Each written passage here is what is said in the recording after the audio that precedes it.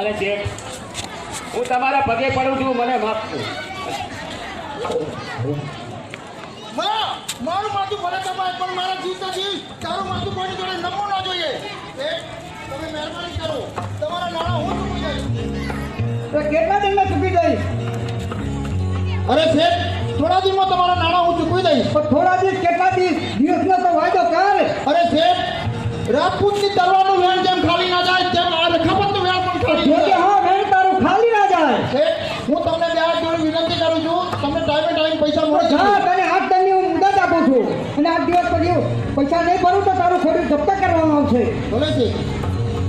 જોજો રખાપત હો, થોડી જ વાર. માં, તે બહુ ભારે કરી.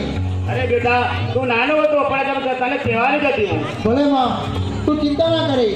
તે મને નાનપણથી ખવડાવી પીવડાવીને મોટો કર્યો, તે તારું ફરજ બજાવ્યું. હવે મારી ફરજ બજાવવાની વારી આવી. અરે બેટા, તું ક્યાં છે? તું ફરજ બજાવી.